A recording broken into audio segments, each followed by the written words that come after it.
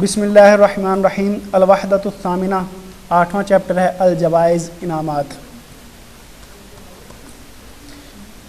الفرحۃ بالجوائز، انعام ملنے کی خوشی، انعام کی خوشی۔ الام ماذا تحمل یا ولدی، اے میرے بیٹے یہ آپ کیا اٹھا رہے ہیں؟ ما هذه الاشیاء، یہ کیا چیزیں ہیں؟ الابن بیٹا کہتا ہے هذه جوائز، یہ انعامات ہیں، ساعدوننی میری مدد کریں، فالجوائز کثیرہ، انعام بہت زیادہ ہیں، اٹھائے نہیں جا رہے۔ الابو والد کہتا ہے مل جوائز التی حصلت علیہا، کون سے انعامات ہیں جو آپ نے حاصل کیے ہیں؟ الابن بیٹا کہتا ہے حصلت علی جائزۃ القرآن الکریم، میں نے قرآن کریم کا انعام جیتا ہے، و جائزۃ السیرۃ النبویہ، اور سیرت نبویہ کا انعام حاصل کیا ہے، و جائزۃ المعلومات العامہ، اور جنرل نالج، معلومات عامہ کا مطلب ہوتا ہے جنرل نالج، جنرل نالج کا نام حاصل کیا ہے۔ الام ماشاء اللہ لقد حصل ولدی علی جوائز المسابقہ، ماشاء اللہ میرے بیٹے نے مقابلے میں انعامات جیتے ہیں۔ کانت المناقشہ شدیدۃ جدا، مقابلہ بہت سخت تھا، مناقشہ کا مطلب مقابلہ۔ ماذا فعل صدیقک حسام، آپ کے دوست حسام نے کیا کیا ہے؟ حصل علی جائزۃ الحدیث و جائزۃ الخطابہ، اس نے حدیث کا انعام حاصل کیا ہے اور خطابت کا، تقریر کا۔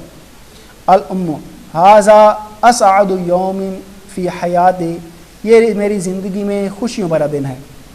لقد رفعت راسنا، آپ نے ہمارا سر بلند کر دیا ہے۔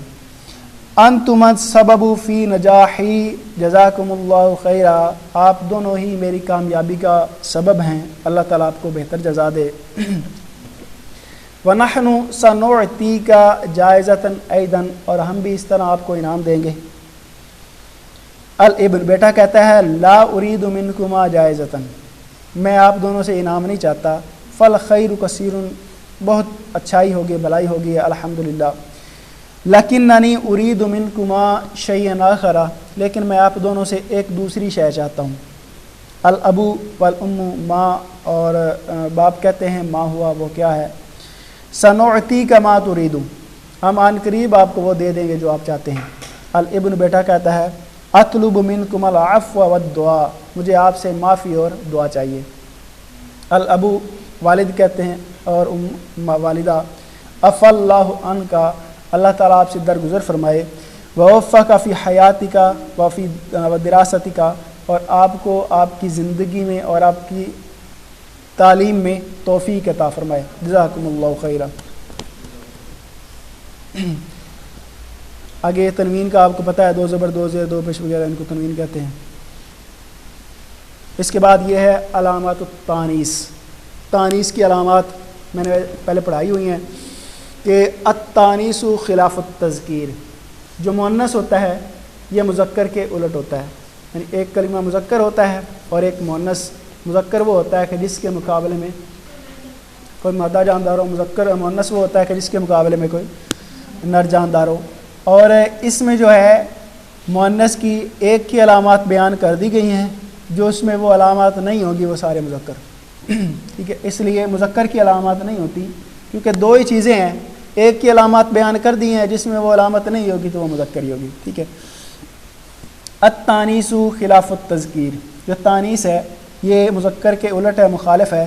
وہ علامتہ، اور اس کی جو علامات ہیں التاء المربوطہ، تائے مربوطہ ہے، والالف المکسورہ، الف مکسورہ کڑا زبر جو ہوتا ہے، والالف الممدودہ فی آخر الاسم، اور اسم کے آخر میں جو الف ممدودہ ہوتا ہے یعنی مد والا الف ہوتا ہے، والتاء المفتوحہ فی آخر الفعل الماضی، اور فعل ماضی کے آخر میں جو تا مفتوحہ ہوتی ہے وہ بھی، واول الفعل المضارع، اور جو فعل مضارع کے شروع میں تا ہوتی ہے وہ بھی۔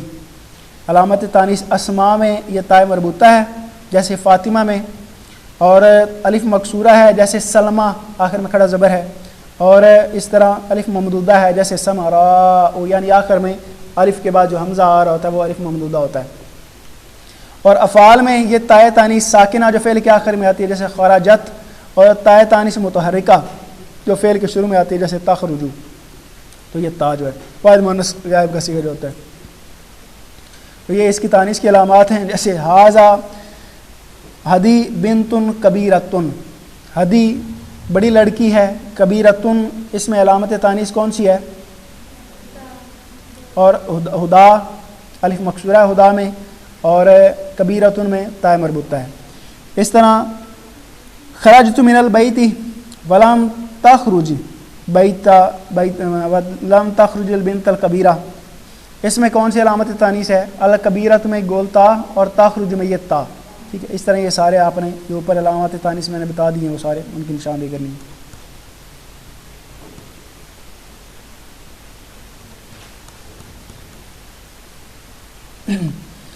اس کے بعد جمع مذکر سالم کا یہ میں نے آپ کو پڑھایا ہوا ہے پہلے. جمع مذکر سالم جو ہوتی ہے وہ جمع جو مذکر کے لیے بنتی ہے، اور یہ ذوی العقول کی صفات اور اعلام کی بنتی ہے، اور یہ یا نون یا واو نون کے ساتھ آتی ہے. حالت نصبی اور جری میں یا نون کے ساتھ، اور حالت رفعی میں یہ واو نون کے ساتھ آتی ہے. تو جمع مذکر سالم، جمع مذکر سالم ہوا جمع للعاقلین، یہ عاقلین کی جمع ہوتی ہے بزیادت واو و نون کی حالت رفع، جس میں حالت رفع میں واو اور نون زائد کرتے ہیں آخر میں، جیسے مسلمون سے مسلمون واو نون زیادہ کرتے ہیں. و یا و نون فی حالت نصب والجر، اور جو نصب اور جر کی دونوں حالتیں ہیں ان میں یا نون زیادہ کرتے ہیں، جیسے مفرد ہے اس کے ساتھ واو نون یا پھر یا نون بڑھا دیتے ہیں، تو یہ جمع مذکر سالم بن جاتی ہے. اور عاقلین کون کون سی چیزیں ہوتی ہیں؟ ذوی العقول، جن میں عقل ہوتی ہے. جو عاقلین ہیں انسان جن اور فرشتے، انسان جن اور فرشتے ان کے اعلام ہوں، ان کی صفات ہوں، ان کی جمع مذکر سالم بنائی جاتی ہے، یعنی واو نون سے بنائی جاتی ہے یا پھر یا نون سے بنائی جاتی ہے، اور انہی کی جمع مؤنث سالم بھی بنائی جاتی ہے. جمع مؤنث سالم کا پیچھے ہم نے پڑھ لیا، وہ کیسے بنتی ہے؟ واحد کے آخر میں الف تا لگانے سے. اور مذکر سالم کیسے بنتی ہے؟ واحد کے آخر میں واو نون لگانے سے یا پھر یا نون لگانے سے. اس طرح صلی فی المسجد مسلمون کثیرون، بہت سے مسلمانوں نے مسجد میں نماز پڑھی، اس میں مسلمون کثیرون واو نون کے ساتھ ہے. ٹھیک ہے، جمع مذکر سالم ہے، اور مسلمون عاقل ہے، ظاہر انسان کی صفت ہے، تو یہ ذوی العقول کے لیے. اس طرح لماذا تاخر المسلمون فی ھذا العصر، اس دور میں مسلمان تاخیر کیوں کرتے ہیں؟ تو المسلمون واو نون کے ساتھ. اس طرح یلتحق بالمدارس طلاب قلیلون، مدارس میں بہت تھوڑے طالب علم داخلہ لیتے ہیں، تو طلاب قلیلون، قلیلون یہ جمع مذکر سالم ہے، اور یہ طلاب اس کی صفت ہے، طلاب یہ مذکر سالم ہے، قلیلون مذکر سالم ہے. اس طرح قابلت المدرسین فی المکتبہ، میں لائبریری میں اساتذہ سے ملا، المدرسین یہ یا نون کے ساتھ. ٹھیک ہے، اس طرح یہ مفعول بن رہا ہے یہاں پر. اس طرح منحت المؤسسہ الفائزین جوائز تنقیمہ،